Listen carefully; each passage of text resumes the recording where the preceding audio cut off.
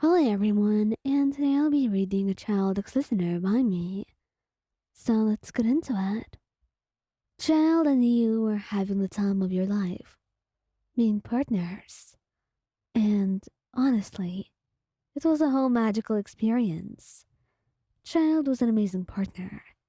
He knew exactly what to do to make you happy and to make you smile. It was like he just knew how to do this. And even though you had no previous experience, and you were quite sure of it, because even his sisters confirmed it and talked about how funny it was. The fact that he knows so well what you want and what you need, what he needs to do to make you happy, it's like he's naturally good at this. Perhaps he's naturally good at everything. That's your boyfriend after all. He's amazing in every possible way, and you couldn't love him more for it. Even with all his crimes and the things he does in other nations, he will still be the best in your eyes, protecting your dreams and everyone else you cared about. Tonight, the two of you would go on a wonderful date, and Child will probably propose.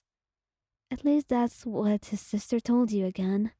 Maybe you talked to her too much, but she had told you a lot about Child's dreams, about his plans, about what he sees happening for the two of you. And it makes you wistful, almost. Child wishes to build a family with you, just as much as you want one with him.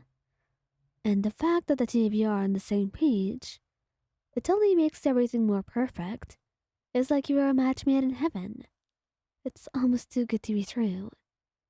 But like most things, happiness cannot be eternal, and there has to be some bumps along the way, even if they have to be quite dangerous. Because when Child comes home, you're no longer there. It all starts with the door being open, his heart beating faster and faster with each step, with each time he calls out your name and gets no response, like a ghost looking back at him. Except the ghost here is your stuff strewn across the ground. No sign of you being present, but every single sign that you're attacked and kidnapped. Child was freaking out. It couldn't be the Fatui. They wouldn't do this to you. That's what he had suspected. But no one knew your house, and he made sure to protect it, assigning some people to guard it. But they weren't here, and there was no trace of blood, so they weren't attacked. No, Child was betrayed, and that made him go crazy.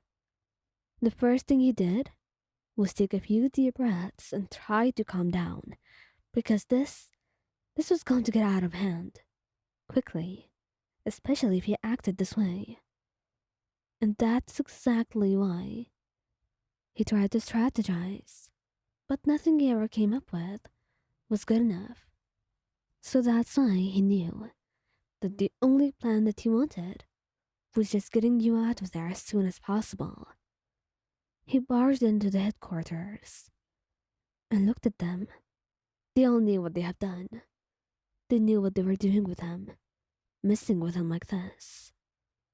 And Child was not going to have it.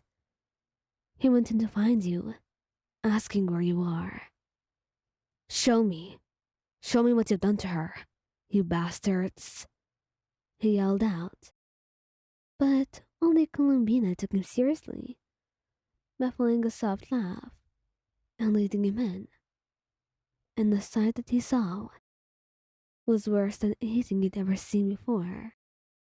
And that's coming from someone who had fallen to the abyss. You were chained to the wall, blood around you, and there were bruises on your face. You looked different. Even in the matter of those few hours, things have been ruined. And this sight and this day, would neither leave his brain nor yours. You would remember it forever as your worst memory. Child quickly unchained you, Just what did you do to her? Why?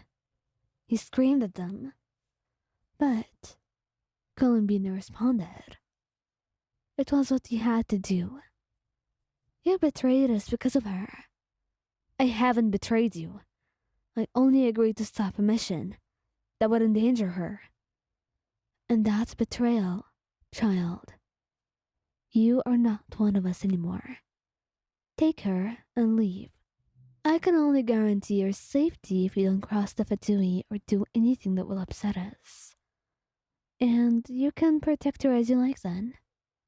We're only letting you have this favor of leaving alive with her because you were a harbinger and served us before. But don't think of making a mistake like this again. Child knew they were weird, but this was pretty horrifying. The fact that they would do this to you because of one simple mistake. He had done what they wanted, everything up till now, except this. And this is where they draw the line? Well, he wouldn't want to deal with them anymore. He took you into his arms, trembling from the entire situation. He wasn't scared of them. He wanted to fight them all off now. But you are right there, bleeding and injured. He couldn't risk it. So that's why he took you home with him. Healing you, or at least trying to in any way. He ended up taking you to a skilled healer after he knew that the bleeding had stopped. But all this time was spent barely keeping himself under control. He tried not to collapse or cry. He didn't have the right to. Not after I caused you all of this. And as soon as you woke up, he was all over you, wrapping his arms around your body, kissing all over your face. And only then did he let himself cry. I'm so sorry, Oyan. I didn't mean it. I swear. I had no idea they would do this to you. I promise. Please don't hate me. I could never hate you if I tried, you said, stopping her from crying like this. You stroked his hair gently, even though your bones ached and hurt. But you couldn't see him like this. It pained you so. And as he held you, he swore an oath on his heart. He would never endanger you like that again. He would never let anyone hurt you. Not as long as he lived. And as for the Fatui, he will deal with them personally, each and every member of them, even if it meant giving up his life in the process. He had to settle this, once and for all. He may have been loyal to the Tsaritsa, but for you, he will betray the world. Because to him, you are everything. You showed him light, when all he could see was darkness. And child would never want to be blind again. Not after spending so much in that beacon of light that you gave him. Some would say that you are a witch for turning his heart this way. But child loved to call it the simple magic of love. The kind of love that the both of you shared.